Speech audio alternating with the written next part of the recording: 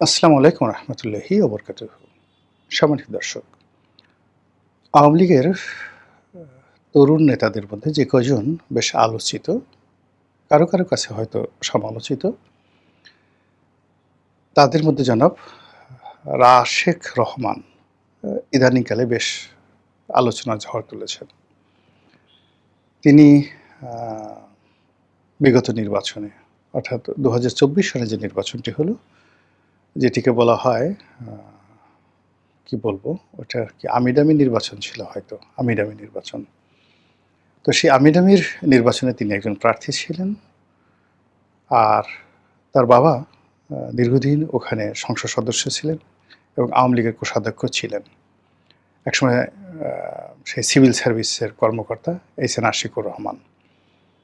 তার দাদা, আত্মীয়স্বজন এরা মানে ওই উত্তরবঙ্গের খুব এলিট পরিবারের সন্তান। বাংলাদেশের যত বিখ্যাত পরিবার-পরিজন আছে আ সবাই তাদের আত্মীয়স্বজন।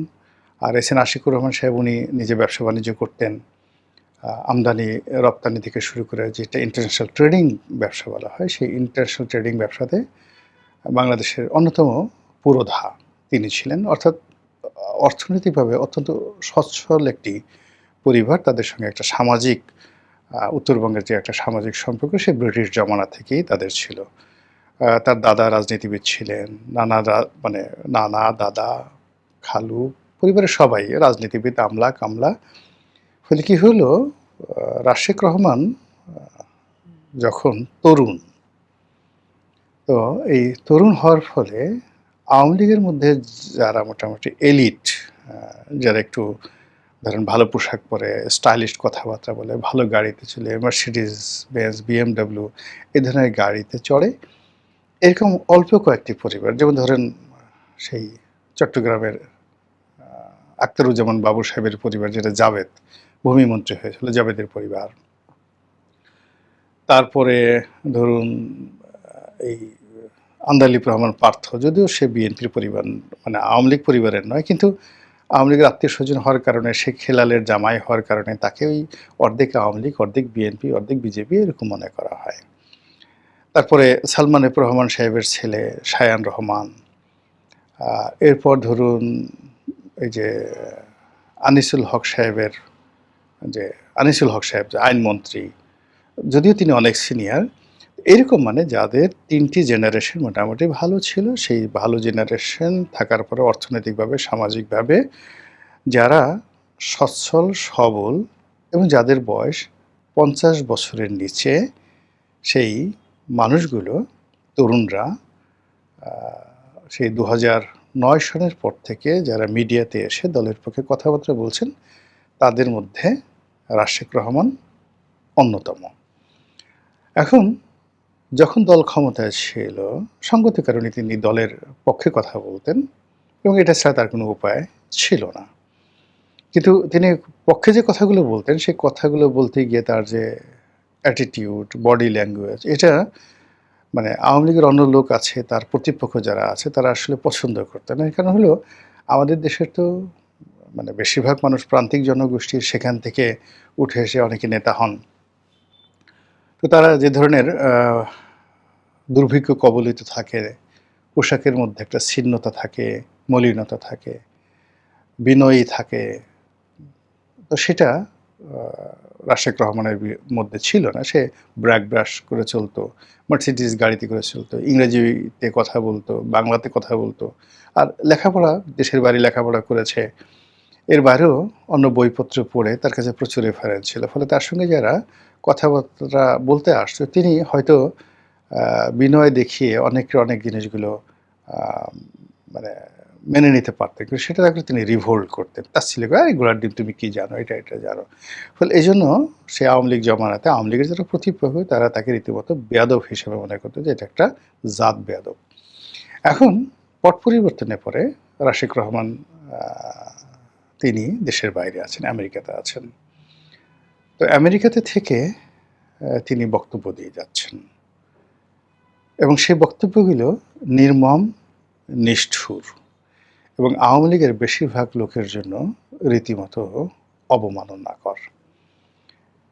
তিনি বিভিন্ন সামাজিক প্ল্যাটফর্মে যারা সাক্ষাৎকার নিচ্ছেন। তাদের মধ্যে শারমিন চৌধুরী আছেন, একসময় ডিবিসি নিউজে ছিলেন। তো অন্যান্য যারা আছেন এদের সঙ্গে তিনি প্রায়ই টকশোতে অংশগ্রহণ করেন এবং সেখানে প্রায় প্রতিদিনই তিনি একটার পর একটা বোমা ফাটান। তার বক্তব্যের যে মূল বিষয়গুলো, সেই বিষয়গুলো হলো যে আওয়ামী লীগের পতন হয়েছে। আওয়ামী লীগের যারা লোকজন যে ন্যারেটিভগুলো তৈরি করেছে, যে ম্যাটিকুলার ডিজাইন, চক্রান্ত বা সেই আমেরিকান ডিপ স্টেট থেকে শুরু করে এদের কারণে হয়েছে। আওয়ামী লীগ ছিল একদম সাত ধোয়া তেঁতুলের বিচি, আওয়ামী লীগের কোনো দোষ ছিল না। রাশেক রহমান মনে করেন যে না, দুটো একসাথে হয়েছে, আওয়ামী লীগের দোষ ছিল আর সেই দোষের সূত্র ধরেই যে রাজনৈতিক প্রতিপক্ষ তারা সেটাকে মার্কেটিং করেছে। রাশেক রহমান মনে করেন যে যে গণঅভ্যুত্থানটা হয়েছে এটা সত্য, এখানে উভয় পক্ষই অন্যায় করেছে। আওয়ামী লীগের যারা লোকজন ছিলেন তারা মানুষ মেরেছে, পুলিশ মানুষ মেরেছে, আবার হয়তো আওয়ামী লীগের যারা প্রতিপক্ষ তারাও আওয়ামী লীগকে ফাঁসানোর জন্য পুলিশ মেরেছে বা অন্য অনেক কিছু করেছে, থানায় পুড়িয়েছে। এরকম একটা নিউট্রাল কথা তিনি বলতে চান, যেটি আওয়ামী লীগের যারা লোকজন আছেন তারা মনে করছেন যে এই তো ঘরের শত্রু বিভীষণ, এসে একের পর এক কথা বলছে কেন, এই কথা তো আসলে ঠিক না। এবং সাম্প্রতিক সময় তিনি একটা বক্তব্য দিয়েছেন সেই শারমিন চৌধুরীর সেই অনুষ্ঠানে এবং সেটা রীতিমতো ভাইরাল হয়েছেন। তো সেই ভাইরালের মধ্যে তিনি যেটা বলার চেষ্টা করছেন সেটা হলো আওয়ামী লীগের মধ্যে এই মুহূর্তে যেটি চলছে এটা গাধার দৌড় চলছে। এখানে নেতৃত্ব লাভের জন্য যারা দৌড় দিচ্ছে, all are stupid, just like a donkey. না লেখাপড়া আছে, না যোগ্যতা আছে, না চরিত্র আছে। এরা শুধু গাধার মতো শব্দ করতে পারে আর জোরে হা করতে পারে। এবং আপনারা জানেন যে গাধার যে যৌনাঙ্গ, পুরুষ গাধা হোক নারী গাধা হোক, এমনি ঘোড়ার মতো বেশ বড় সড়ো, কিন্তু আকারে সে ছোট। গাধার যে স্বর পৃথিবীর সবচেয়ে কর্কশ এবং বিশ্রী, যেগুলো শুনলে আপনার মেজাজ গরম হয়ে যায়। গাধা যদি আপনার সামনে দাঁত বের করে হাসে, শব্দ করে, আপনার সেই দিন ঘুম হারাম হয়ে যাবে, আপনি 2 দিন ভাত খেতে পারবেন না। গাধা যদি আপনাকে কোনো কারণে তার বিশেষ অঙ্গটি বের করে দেখিয়ে দেয়, পুরুষরা ওটার আকার আকৃতি দেখলে, আপনি ঘোড়ারটা দেখলে সহ্য করতে পারবেন, কিন্তু গাধার ওটা দেখলে আপনার মেজাজ গরম হয়ে যাবে। গাধা ডাক দেয়, এবার গাধা মাঝে মধ্যে আক্রমণ করে, রাগ হয়ে যায় গাধা, রাগ হয়ে সে কামড় দেয়, গাধা জোরে কামড় দেয় এবং গাধা সেই কামড় ভয়ঙ্কর ধারণ করে। ফলে স্বয়ং আল্লাহ রাব্বুল আলামিন মানে যখন বিরক্ত হয়ে গেছেন, আল্লাহ কোনো কাউকে, তার কোনো গুনাহগার বান্দাকে তিনি যখন মেনশন করতে চান, উল্লেখ করতে চান, তখন তাকে গাধার সঙ্গে তুলনা করেন যে তার কণ্ঠস্বর গাধার মতো কর্কশ। কিন্তু গাধার যদি আপনি জেনেটিক বিষয়গুলো আপনি বিচার করেন, বিশ্লেষণ করেন, আমি যে কথাগুলো বললাম যে তার কণ্ঠস্বর বিশ্রী, সে দাঁত বের করে যখন ভেংসি মারে খুব খারাপ, কামড় দেয় আরও খারাপ, সে যখন তার বিশেষ অঙ্গগুলো প্রদর্শন করে, বের করে এবং যত্রতত্র, মানে দুটো প্রাণী আছে তাদের এই যৌনতা একেবারে অশ্লীল পর্যায়ে। একটা হলো কুকুর, হলো 1 নম্বরে, এর কোনো লজ্জা শরম নেই, আর গাধা। তো রাশেক রহমান যেটা বলার চেষ্টা করছে যে এখন আওয়ামী লীগের যারা নেতৃত্ব দিচ্ছে বা নেতৃত্ব দেওয়ার জন্য যারা দৌড়াদৌড়ি করছে, জাস্ট লাইক এ রানিং, কার আগে পৌঁছানো যায়, লন্ডন থেকে কে আগে দিল্লিতে আসতে পারে, আমেরিকা থেকে কে আগে দিল্লিতে এসে দেখা করতে পারে, কে কলকাতার বৈঠকে অ্যাটেন্ড করতে পারে, এই লোকগুলো গাধা। দে আর জাস্ট ডানকি, অন্য ভাষায় বলি স্টুপিড, নুইসেন্স অ্যান্ড ননসেন্স, এগুলো এক। ফলে আওয়ামী লীগের যাদের একটু বোধ বুদ্ধি আছে তারা তো মেজাজ গরম, এই ছেলে বেয়াদব, সে আমাদের কি সমস্ত গাধা বলল।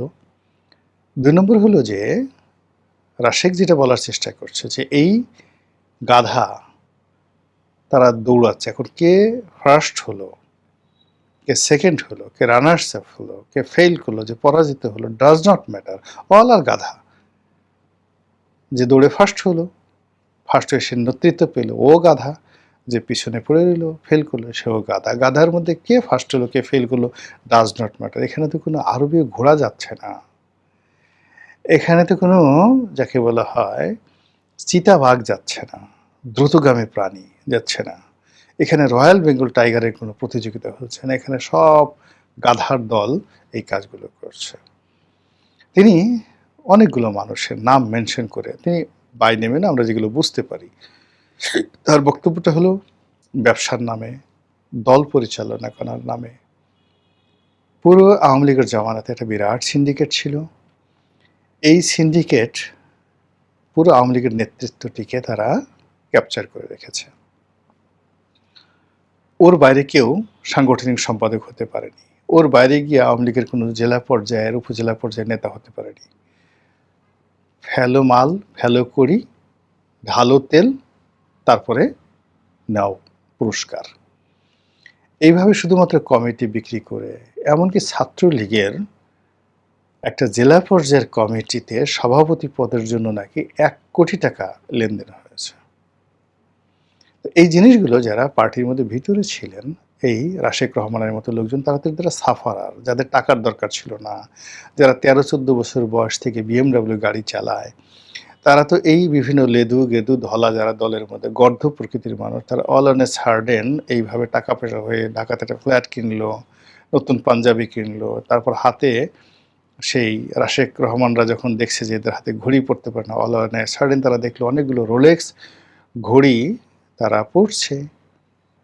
এবং এদের কারণে যখন এই রাশেক রহমানদের মতো এরকম হাজার হাজার মানুষকে দেশে এবং দেশের বাইরে পালিয়ে থাকতে হচ্ছে, তাদের বড় দোষ আওয়ামী লীগ করছে, শেখ হাসিনা দোষর ছিলেন, ক্ষমতার যে কোনো সুযোগ সুবিধা তারা নেননি, তারা তো অস্বীকার করে না, তারাও সুযোগ সুবিধা নিয়েছেন। কিন্তু তাদের বক্তব্য হলো আমরা তো চুরি করিনি, ডাকাতি করিনি, লোন মানে টাকা মারিনি সরকারের, দেশে বিদেশে টাকা পাচার করিনি, আমরা তো অনেক আগের থেকে ধনী ছিলাম। কিন্তু এই বদমাশগুলোর কারণে, গাধাদের কারণে এখন আমাদেরকে এই পালিয়ে বেড়াতে হচ্ছে।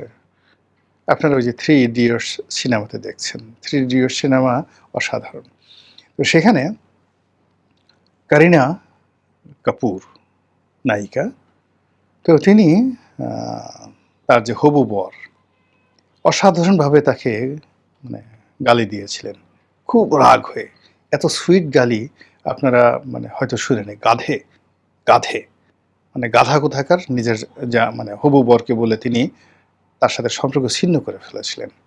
তো একইভাবে রাশেক রহমানরা চাচ্ছে যে ওই 3 ইডিয়টসের ক্যারিনা কাপুর যেভাবে তার হবু বরের যে গাধামি, ডানকিনেস যেটিকে বলা হয়, সেটা বুঝতে পেরেছিল এবং তার সঙ্গ ত্যাগ করেছিল। কিন্তু আওয়ামী লীগ এখনো পর্যন্ত তার যে গর্ধব, সেই গর্ধবের কবল থেকে রক্ষা পায়নি। এই গর্ধবরাই নেতৃত্বের জন্য দৌড়াচ্ছে। আগামীতে যদি এই গর্ধবরা আবার সেই নেতৃত্বে আসে, এই দল দেশে ফিরে যাবে, নতুন রাজনৈতিক বন্দোবস্ত করবে, মানুষের মনোরঞ্জন করবে, এটা একেবারে অসম্ভব। আওয়ামী লীগের অনেক লোক দেখবেন যে নর্মালি তুমি কেমন আছো, আমরা একটা কথা বলি না, সেটা ভাব নেবে, একটা নেতা নেতা ভাব, আই কি খবর, কেমন আছো, এরকম একটা ভাব। কণ্ঠস্বরের মধ্যে সবাই একটা বঙ্গবন্ধু বঙ্গবন্ধু ভাব তুলতে চায়। 2 কলম লিখতে জানে না, 2 কলম পড়তে জানে না, পড়াশোনা নাই, পায়ের নখ থেকে মাথা পর্যন্ত চরিত্রহীনতা। মানে এদের সঙ্গে আসলে যদি আপনি গাধারও তুলনা করেন, গাধার যদি জবান থাকতো, গাধা রাগ হয়ে যেত যে তুমি মানে তোমাদেরকে আসো, মানে গাধা রাগ হয়ে সেই রাশেক রহমান যাদেরকে গাধা বলছে, গাধা এদের মান এত নিম্ন পর্যায়ের যে যদি গাধার জবান খুলে দেওয়া হতো, এই গাধাগুলো মানে অরিজিনাল যেটা প্রাকৃতিক গাধা, সেটা রাশেক রহমানকে একটা কামড় বসিয়ে দিত যে তুই আমাকে কেন এদের সঙ্গে তুলনা করলি। এরকম চলছে, আওয়ামী লীগের মধ্যে চলছে, দেশে দেশের বাইরে। এর মধ্যে নেত্রী আসতে চাচ্ছে, নতুন নেতৃত্ব প্রতিষ্ঠা করতে চাচ্ছেন, সজীব ওয়াজেদ জয়, এখানে আবার নতুন করে রিঅর্গানাইজ করছেন সব কিছু। তো দেখা যাক কি হয়, কাদের বিজয় হয়, দৌড়ে কারা জয়লাভ করে, এবং শেষ পর্যন্ত এই দলটির রাজনীতির যে গন্তব্য সেটা কোন পর্যায়ে গিয়ে থামে। মহান আল্লাহ আমাদের সবাইকে হেদায়েত দান করুন এবং হেফাজত করুন। আসসালামু আলাইকুম ওয়া রাহমাতুল্লাহি ওয়া বারাকাতুহু।